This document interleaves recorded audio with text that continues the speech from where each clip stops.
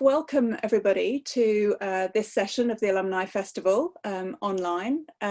We have a discussion, a conversation between some members of the Cambridge University Boat Club from now and from the past, who I'm going to be welcoming you to in a moment. Before we kick off, just to let you know, my name is Annamarie Phelps. I'm chair of the new Cambridge University Boat Club. So we're a brand new club constitutionally, but with obviously a lot of history and heritage and an old name. And I'm delighted to welcome today two Cambridge graduates and a current Cambridge student to speak with us. Between them, they represent all three of the clubs that are now united together as one CUBC. All the clubs sharing the new fantastic facilities that we have at Ely and our historic boathouse at Cambridge. And I know they've all had very different routes into the sport, so I'm going to introduce them one by one to you, and I'm going to ask them all to tell us a little bit about how they became a rower. So our first panelist today is Eitan Kortisos. He is in his fourth year of engineering at Peterhouse and specialising in manufacturing. Eitan is currently president of the men's lightweight part of the club. Good afternoon, Eitan. Hi, Marie. Fantastic, thank you for joining us. You came over to the Cambridge from the Netherlands, which is a really well known for a rowing nation, but I don't think that you rowed there, did you? So how did you become a rower? Yeah, so I never really rowed in Netherlands. I think Netherlands even more known for hockey, which is what I've always been doing.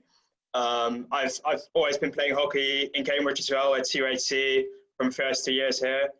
I wasn't playing blues, so it was pretty low key. I thought I'd just try rowing once, twice a week to get a bit fitter, and it's kind of something you have to have done at Cambridge. But then I was lucky enough to end up in my college's first boat. We had a great coach who was actually coaching the men's lightweights at the time. And we weren't very fast, but we had a great time in the length and bay bumps on the cam. And then you realize how great it must be if you actually win things too. So I started taking it a bit more seriously, and now we're here. Fantastic, well done. So a quick rise up into the lightweight crew for you. Next up is Daphne Marchenko. Daphne undertook her Masters in Education at Homerton, staying on at Cambridge and moving to Magdalen to complete her PhD. And I mean, academically, Daphne, you've had an extraordinary journey, starting at Stanford with studies in Slavic languages and now working in the role of looking at genetics in education, so quite a transformation. In 2015, Daphne became the first person of colour to row in the boat race. Originally, Daphne, my understanding is that you were more interested in theatre. So how did you come to be a rower? Yes, it was an unusual story in the sense that I was very into theatre when I was in school, and my theatre group was on our way to Washington, D.C. So I'm from the state of Virginia in the United States. And we looked out over the Potomac River as we were crossing the bridge into D.C., and I saw some crews out on the river, and I had never seen anything like it in my life. And I asked if anyone else in the van knew what that weird sport was. What were those people doing out on the water?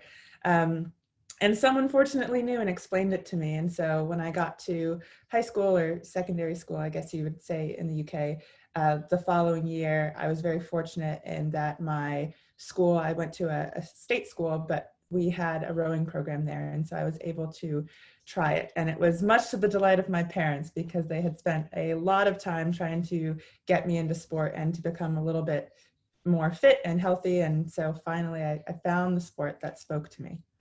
Fantastic, that's amazing. And you know, you went on to do great things, not just at Cambridge being president of the club, but also competing for the US at under 23 World Championships as well. So it's really been fantastic. And last but not least of our panelists, we have George Nash. So George, like Eitan, studied engineering, only he was at St. Catherine's College. He's a former president of CUBC, and he's won gold at 3 World Championships. While he was still a student at Cambridge, he took bronze in the 2012 London Olympics, that fantastic festival of sport that we all remember, in the men's coxless pair, and 4 years later won gold at the Rio de Janeiro Olympics in the coxless 4. George, yours is a more traditional route, I think, if it's fair to say, through school and rowing, but what convinced you, what made you take up rowing? Yeah, I mean, that's right. I took up rowing at school. I went to Winchester College, and I was probably lured into the sport by the promise of free pizza. Every autumn, my school rowing club ran an inter-house rowing competition for the novices, and the house that I was in, if you won an inter-house competition, the housemaster bought you free pizza from Domino's. And that was enough for me. I thought, right, okay, this might be an easy win. I'm going to give this a go. And we did win. And from that point on, I was sort of completely hooked on the sport, really. Fantastic. Thanks, George. Interesting that I watched A Most Beautiful Thing last night, and it was the promise of pizza that brought those West Side Chicago boys also onto the water. So maybe there's some similarity between Winchester College and Manly College, Chicago. Maybe not. Powerful driver, yeah. Very good. Brilliant. Well, welcome all three of you. It's great to have you all here. And now, I really do understand the love of rowing. I started rowing in my second year at St John's for Lady Margaret and carried on rowing. And it's, you know, for me, it's had a really addictive sort of nature. But what is it for each of you that makes it such an appealing sport? So much so that you might even choose your university around rowing. Daphne, I think it affected your decision. Yes, so I was at Stanford and I was in my second to final year there, and we had a Cambridge alumna come and speak to the Stanford squad where I was rowing about Cambridge, about rowing at Cambridge. She mentioned that the first women's boat race on the Tideway was going to be happening in 2015, which coincidentally was going to be the year after I graduated from Stanford. And I thought, oh, this is interesting. Not sure if I want to continue rowing after Stanford, but I'll think about this. And then the following year decided, well, it can't hurt to apply. So I applied, and then I got in, and I still wasn't convinced. And I thought, oh, you know, maybe I should go on and stop my studies and get a job and try and become a real adult. And I, in fact, accepted a job, but I still had this nagging feeling that going to Cambridge was something that I really needed to do. And so at the last minute, I kind of left or declined the offer for the position as a teacher and decided to go to Cambridge and pursue an MPhil in education. Wow. And no regrets? No regrets. Yes, I went for an MPhil thinking I would only stay for a year, and then I continued with a PhD, so absolutely no regrets. And what is it about rowing that you enjoy? I think it's being out on the water more than anything. I just find such a sense of peace being out on the water, you know, not having your phone with you, being very disconnected and forced to focus only on the other people who are in that boat with you and being in time. It's a very almost meditative experience in some extent. And I know when you're in the midst of a race or doing pieces, it doesn't always feel very meditative, but it does really force you to focus on a single thing, which I think we don't get to do enough of in our lives these days. Yeah, you can't. You're just in a sort of in a bubble, aren't you? Mm-hmm. Eitan, what is it about rowing that, you know, means you've put aside hockey, which is your sort of first sport and love, and that you devoted so much time to pursue a whole new sport? Yes, I think one part that the boat race, like Daphne just said, is very appealing thing. It's unlike any other varsity match, really. And I love hockey. I really miss it, but rowing is just completely different sport.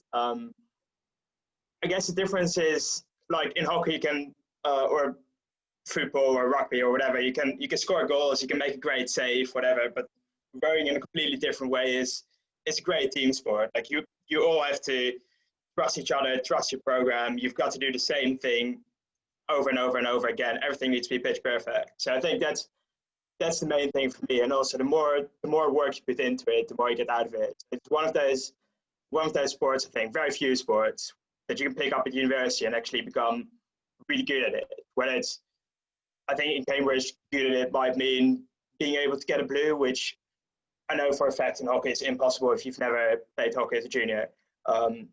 Whereas in rowing, especially for lightweights, it happens a lot. And actually, I think the heavyweight men's blue belt had 2 college rowers in it as well who just took up rowing at university. But even on high level, I mean, someone like Imogen Grant, I think, is the last one who learned to row at Trinity a couple of years ago, went through CUBC and is now on the GB team. I think definitely has been rowing with Imogen. Not entirely sure, but I think you have. Yeah, no, it's great, isn't it? And lots of lessons for life in some of those training sessions and some of the stuff that you've just talked about. Absolutely. George, you've obviously been, feel like bowing down. You've obviously been incredibly successful as a rower. So, having done all that with that intensity, why do you love it so much? Yeah, I mean, for me, rowing is a sport, like Daphne and Aidan have mentioned. I think it requires a very high degree of empathy to be good at it. You have to be listening and feeling and kind of getting yourself into the character almost of the people that you're with, who are kind of pulling with you in front and behind you. And I think that kind of that aspect of the sport draws in people of a very similar mindset, and it kind of creates these very, very close teams. So the bonds that I formed with everyone that I've rowed with are kind of very strong and very kind of fulfilling in a way that other team sports that I tried when I was younger, I tried all sorts of things out, and rowing has this kind of magnetism to it that nothing else that I tried kind of compared to. And then on top of that, there's this kind of element of this kind of flow that you have to develop with the water, which is also kind of difficult to explain, but it kind of there's always a bit of magic to it that you can never quite kind of catch and put your finger on. It's never sort of perfect at any level, which also kind of keeps kept drawing me in anyway. And yeah, it's a sport that I love, and it's a sport I'm very grateful for kind of being included in, and it's given me really a lot of opportunities through university life and beyond. So it's a fantastic sport. There is that sort of elusive moment of when the boat picks up and sort of feels like it's truly flying, that I think we just all search for every outing, that everybody in the crew is sort of, that's what you're looking for, is that moment, and to know you all recognize it at the same time. It's amazing, isn't it? And George, you won your bronze medal at 2012. I remember the moment when you were still technically in your final year at university. How on earth did you manage to train to that extent throughout, maintain that position on the national team, and be able to sort of manage the pressure of doing a Cambridge degree and an engineering degree at that? Well, I did 3 years at Cambridge, and by my third year I was it was looking like a pretty low percentage play that I would make the Olympic team. I wasn't really very close to that standard, I would say, at the time, but it had always really been a dream of mine to try to go to the Olympics, and the London Olympics particularly had a huge kind of draw, obviously being a home games. So I approached my tutor at St Catherine's College and said, look, I can't pass up the opportunity to kind of go for it and take a year off and go full time and try and make this team. And I didn't have to ask again. She didn't question anything. She didn't ask me how good I was or how close I was to making the team or anything like that. She just said, yep, say no more. You know, we'll see you in a year's time, basically. And that was it. The support that my college gave me was fantastic. And I took the year out of off my studies and trained full time and lived with my mum.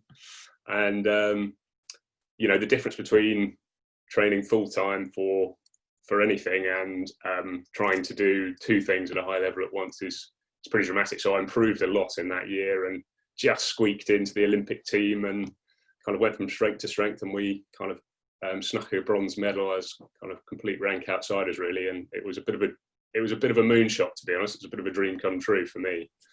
And after I got a taste of it, I sort of thought, right, okay, maybe one day I could be on the top step of the podium.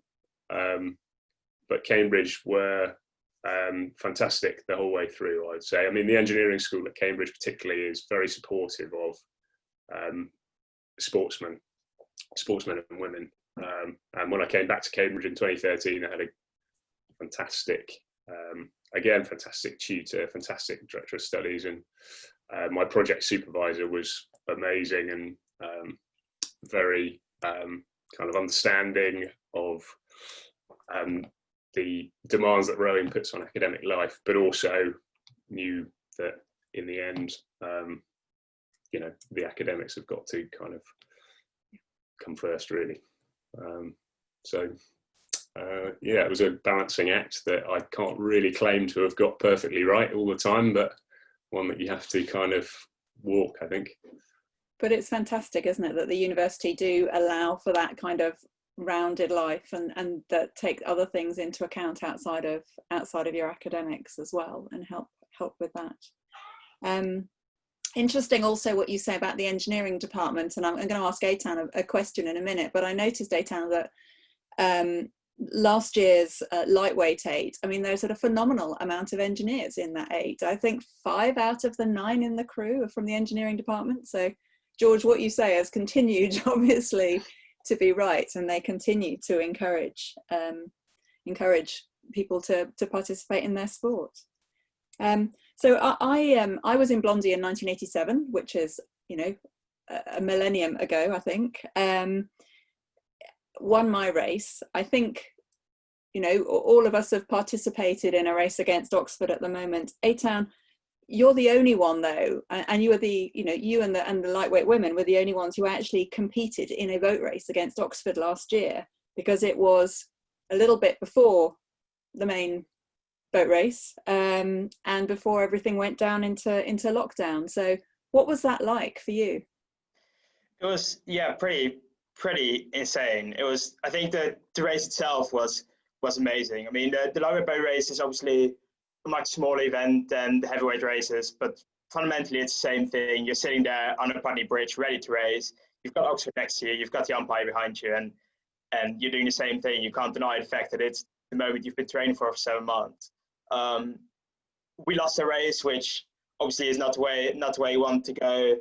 Crossing the line, knowing you've lost, you've just done the deepest effort you've ever done, and it's probably the worst I've ever felt. But then after the race, it was a bit bizarre. So we all really lived in our own bubble, working towards the race. There was nothing at all going on about maybe cancelling the race or whatever. It was 15th of March, which was about a week before lockdown kicked in.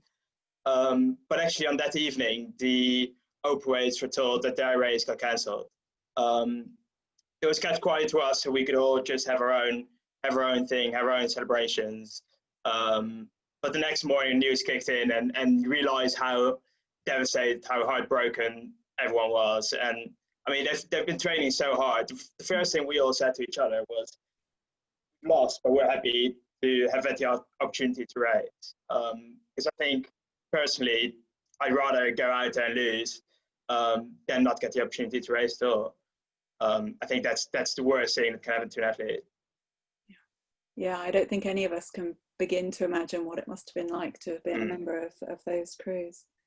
Daphne, you've won a boat race, and had quite a lot of different experiences actually racing Oxford. How was your race that you won, and how's your experience been racing the boat race?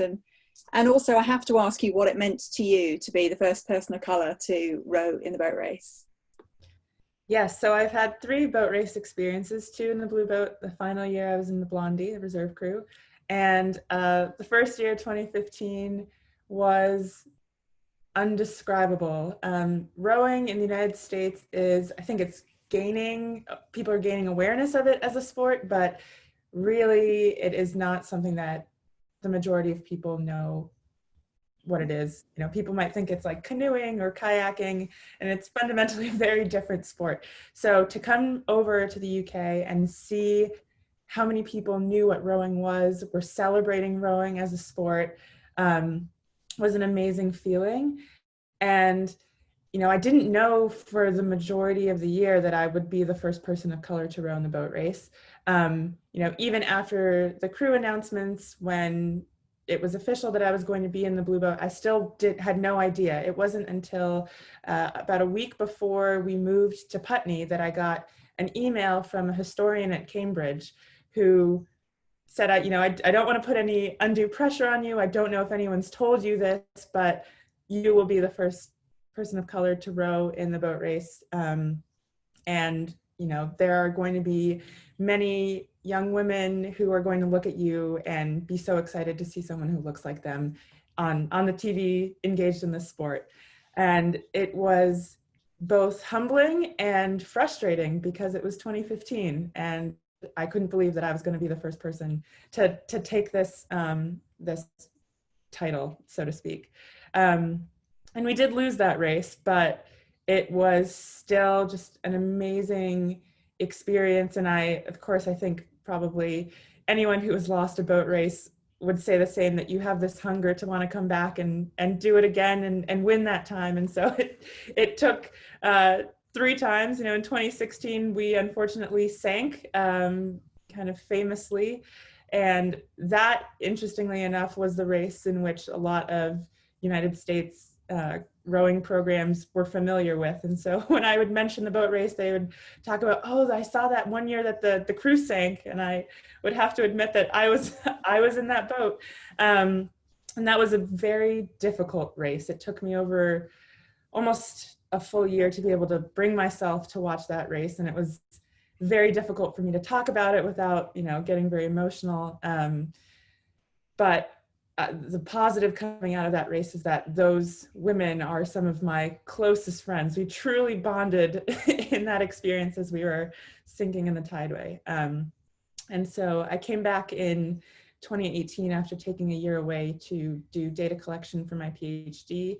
And I knew that that was going to be my final year at Cambridge. It was probably going to be my final year rowing. And I was very fortunate enough to be elected president. And that was, again, an incredible experience to be a part of a squad that I had seen progress so much from 2015 when it was, you know, the first women's race on the tideway, and we were now in these new Ely Boathouse facilities. It just felt like a different game. And I had only been gone for a year. And so I was just very thankful that I got to be a part of the club as it was progressing and as we were developing further into that high performance culture. And, you know, it was a bittersweet ending for me. I had a back injury and was struggling through the final months of rowing, but to have a clean sweep with the men, lightweight and open weight women's programs all coming away with wins was a great ending to my career. Fantastic, and more rare than we think, really. I mean, it's the only second one that I remember. Back in my day in '87, I think we almost had a clean sweep. Everybody won, and the last race was the men's race. And '87, of course, was the famous Oxford Mutiny year, and the Cambridge men lost. So we almost made it then, but twice more recently. It's must be a wonderful feeling, and really bonded all the clubs together. Definitely. Amazing. George, can you begin to compare what it's like winning the boat race with winning a gold medal at the Olympics as you did in 2016? I mean, for me, both experiences were very different. I won the boat race in 2010. It was my first boat race. It was quite a challenging year. We had lots of kind of drama through the year. The squad didn't get on with each other very well. We had a late crew change, and I think 3 or 4 days before the race, I was switched from the 7-seat to the 3-seat, which was a bit of a blow to the old ego. And we didn't have I would say we didn't have a huge amount of confidence, but we were all kind of at the last minute kind of found rhythm and some kind of semblance of a kind of collective style. Anyway, we kind of went off the start, and very soon we're a length down, and I think half of the crew probably thought, right, well, you know, that's it, game over. But we then rode all the way around the outside of the Surrey Bend, drawing level with Oxford, just approaching the start of the Middlesex Bend, which is the final bend of the race.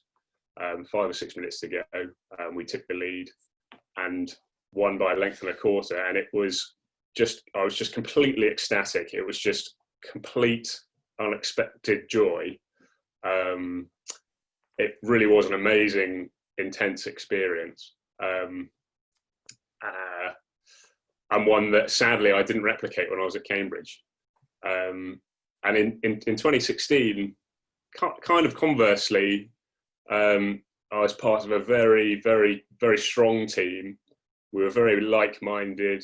We rarely had disagreements with each other, and if we did, we were very good and very efficient at resolving them.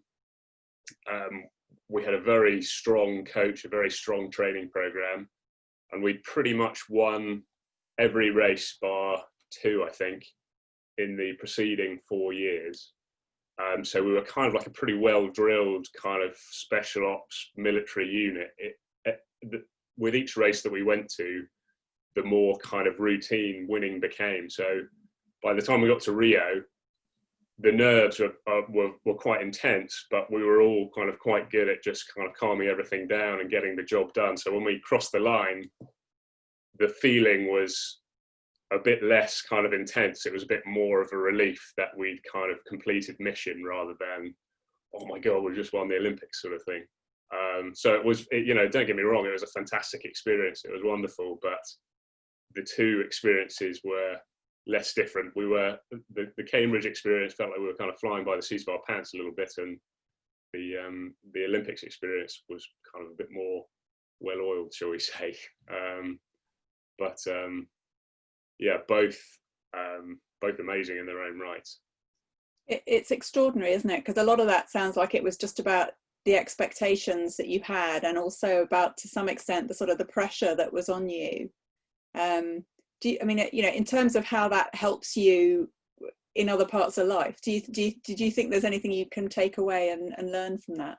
Yeah, I mean, the race in Rio, if we'd have lost, if we'd have got a silver medal, it would have been a total disaster. I was in the 4, which was the lead boat, and the lead boat hadn't lost at the Olympics since, the lead boat hadn't lost at the Olympics since 1980, I guess. So there is a lot of expectation, and by that time, by 2016, it was almost, you know, the way that the wider sporting world looked at the men's 4s race was kind of as a complete formality that the British would win.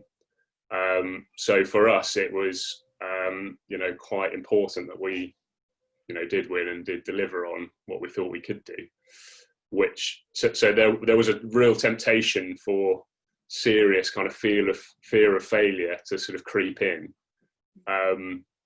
But if you do let that creep in, it can be kind of disastrous in sport. You have to try to park that, and well, I certainly had to try and park that and get my head around what would happen if we did lose, and convince myself that, you know, I didn't have to worry about it. You know, if you get a silver medal, you know, it's not the end of the world. You still make the Olympics, you still get the chance, which is the main thing, to have a crack at the world's best. And that kind of freed me up. I felt like I had to kind of let go and be on the front foot and almost ignore all of the kind of hype that surrounded the event I was rowing in.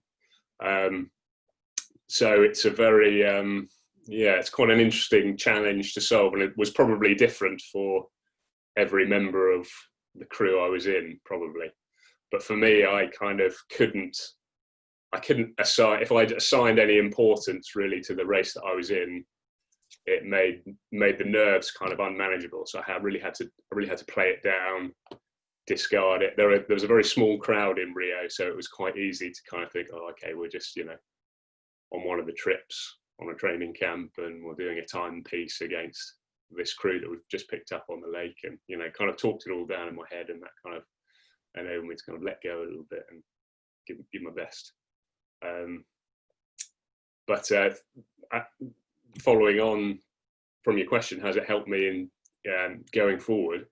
Probably yes and no. I think I get a lot less nervous kind of day to day than I probably should be. I'm probably more liable than most to take risks that I shouldn't, because if you're a rower at the top level, you kind of, the whole thing is a massive risk. You're gambling kind of, 10 years of your life basically for a 6-minute race. So I sometimes have to be a bit wary of that. I'm a little bit, it's important to kind of frame your experiences kind of in the here and now, and take what you can take. But certainly sort of err on the side of being a bit not risk averse enough, probably. I should imagine that when you're working in things like engineering, taking risk will help you to be more creative. I mean, all of you must have to take risks in what you're doing, and in order to move forward the subjects that you're working with. I just want to talk a little bit about the new Cambridge University Boat Club, because Eitan's obviously in the midst of it all and dealing with it on a day-to-day basis, back in training now. But obviously, George and Daphne, you've seen it sort of from the outside a bit. I want to ask you how you all feel really about the amalgamation of the clubs. So, Eitan, how do you feel about this sort of big step, and what does it mean to you, and what are you seeing as being the real opportunities there for the new club? Yeah, I think it's absolutely amazing for so many reasons. So I think the obvious one is just operationally. So we're just being able to be so much more efficient in our use of resources, whether it's equipment, coaching, staff. I mean, as chair, I'm sure you know all about it. It's like super efficient, but then internally, it's actually, well, I can only speak for lightweight men here, but I think it's very exciting for us to be training alongside heavyweight men. So it's great to have those guys to look up to, aim to get close to their speed, their times on the ergos and on the water. And they've got some really experienced athletes too, right? A great example for us training wise. I'm already seeing so much of that here. Just the mindset of how we train compared to what we were training like last year. It's just more switched on. You're more going for it every single day. And I think lastly for the whole squad, it's just great to be able to train a race under one flag. Like I said before, fundamentally we're all doing the same thing: men, women, heavyweights, lightweights. We're working towards this one shared goal, and it really feels like, even though just name is a very small thing, it just feels like we're really one team trying to achieve that goal. So I think it's so exciting for all of us to be training as one club, and I've really just heard positive stories over the last few weeks we've been training. Brilliant, thank you, Eitan. Now, George, how about you? What does it look like to you from where you're sitting? Yeah, I mean, from where I'm sitting, I think it's a great opportunity for the rowing clubs to learn from each other.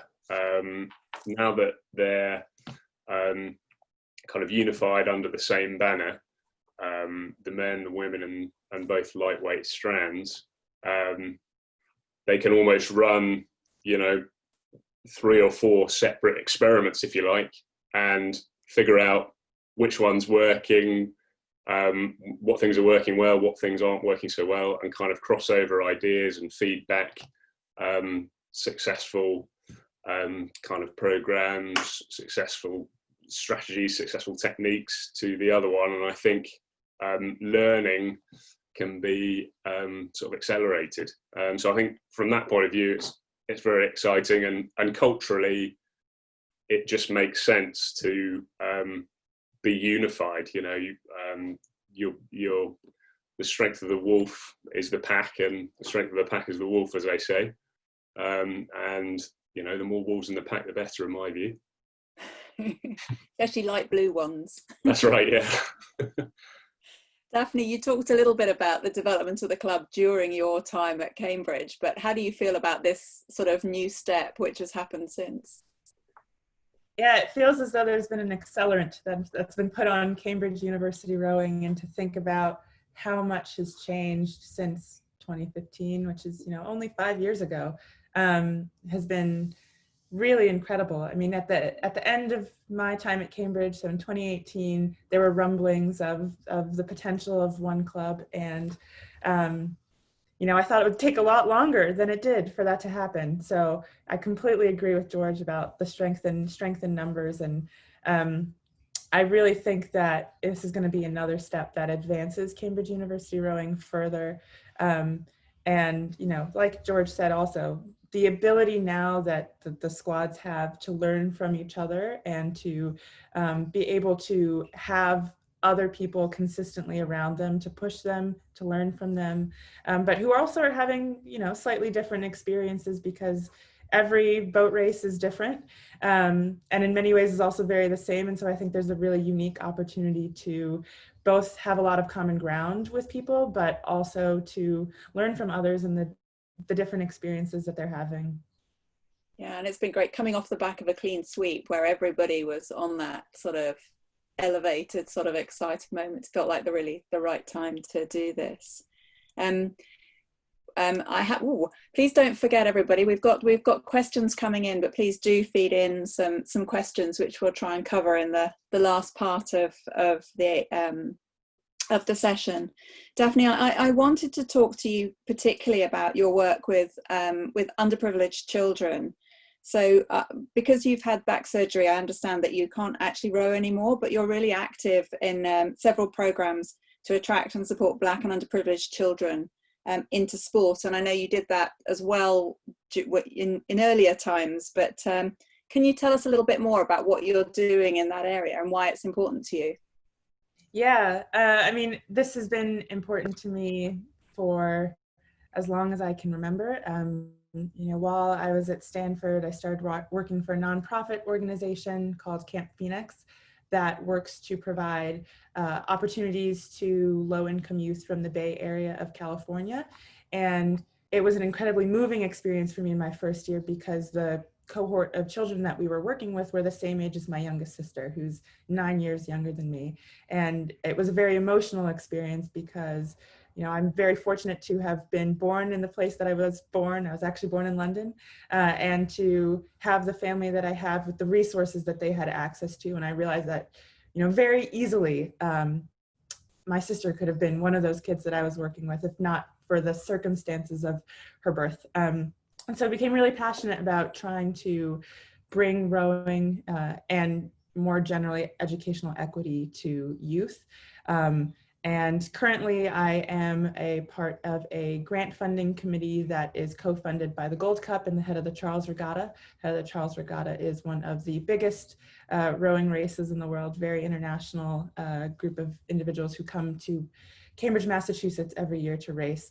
And we provide funding to youth rowing programs that are committed to working with groups that are underserved and underrepresented in the sport of rowing. Not only by providing them money, but also working closely with those programs over the course of the next 3 years to ensure that they are getting the support that they need from various angles, you know, not only in terms of providing the finances. And then on top of that, there is a monthly, it's virtual because of Zoom and COVID, but virtual group of Black women rowers who meet every month to just kind of group up and talk about our experiences, and it's primarily served as an outlet for rowers who are at university right now, who are often on teams where they are the only person of color. And for them, it's been a really valuable experience to have other rowers who may have gone through similar experiences and can provide guidance, and also to find other rowers who are currently going through that process for them to connect with. And we have a very diverse range of people who partake. One of our meetings, the youngest person was 14 and the oldest person was 60. So it's been a really good opportunity, a kind of silver lining to COVID, in that with the virtual world we can bring everyone together, including the cats, including my cat.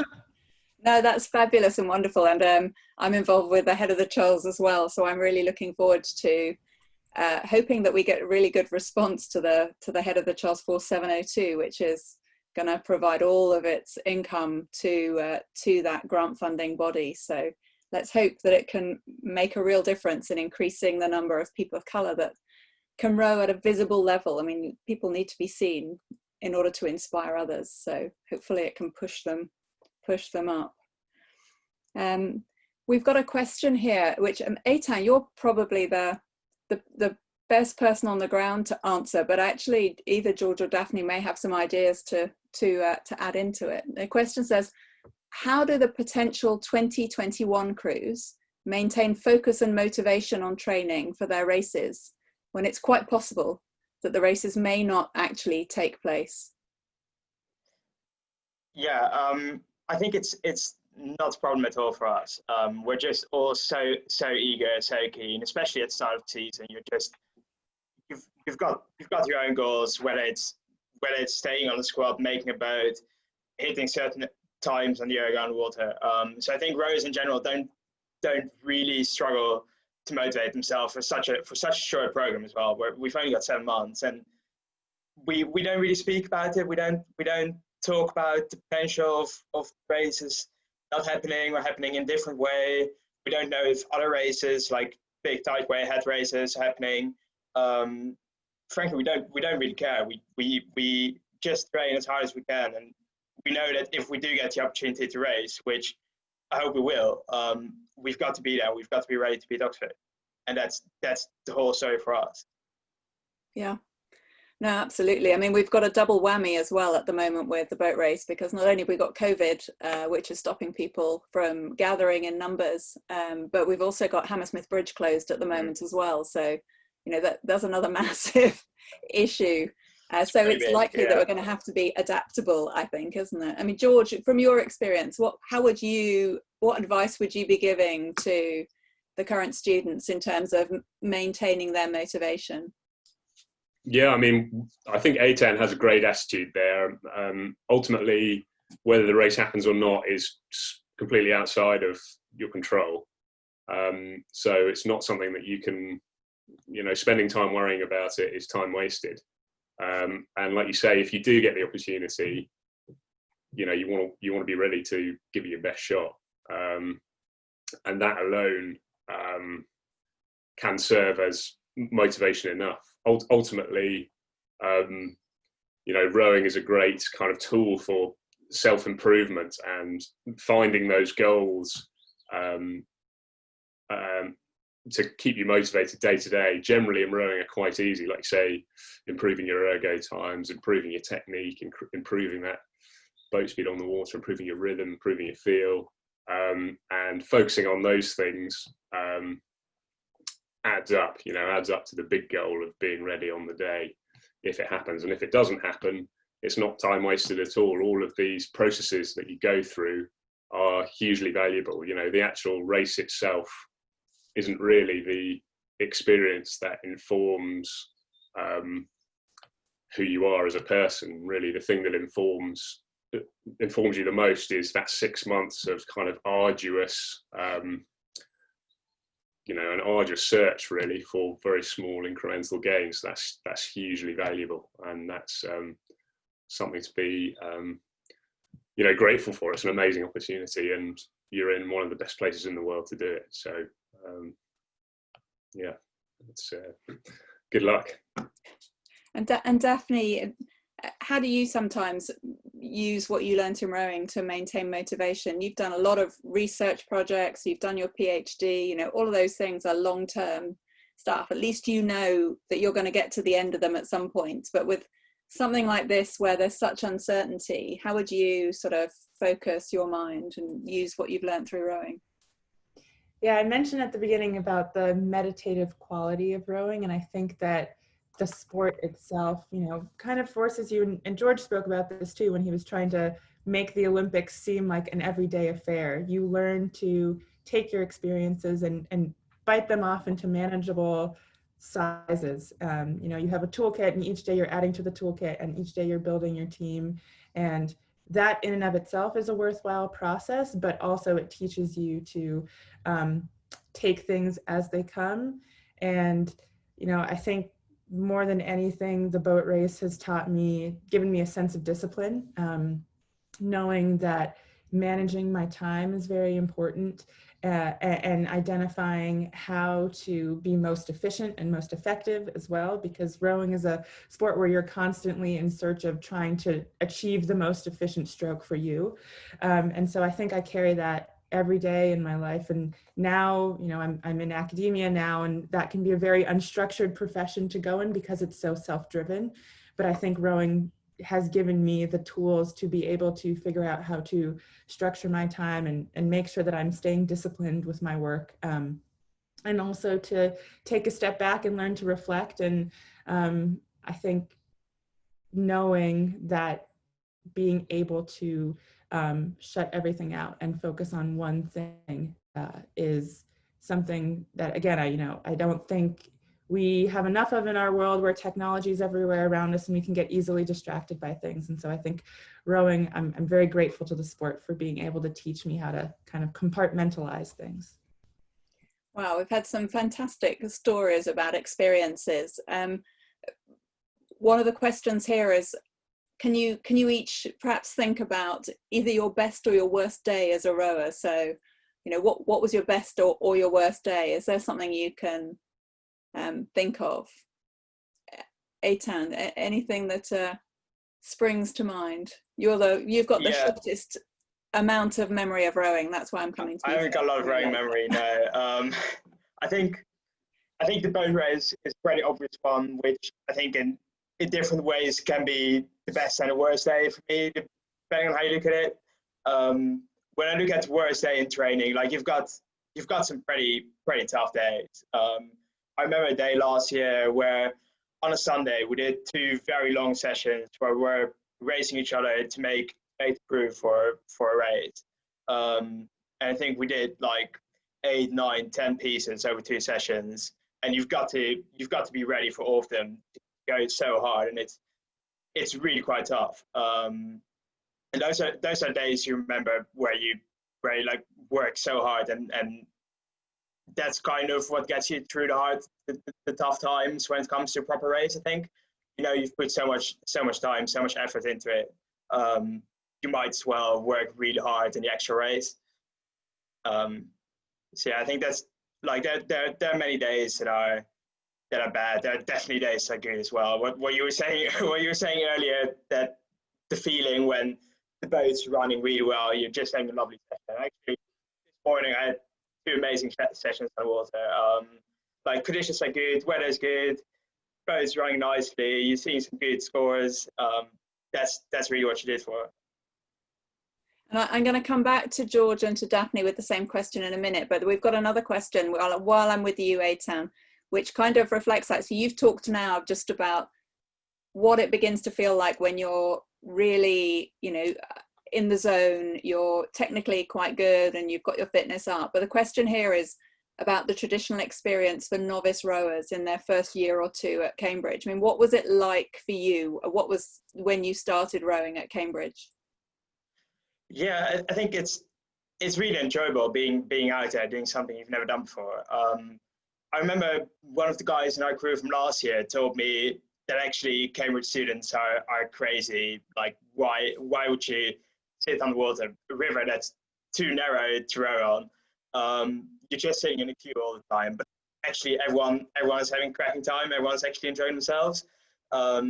and you sort of sit out novice term where you sit in a boat that doesn't really run very, very well at all because you're just so inexperienced. But it's just great fun being together with some people in college, especially in first year, where it's a way to meet some new people.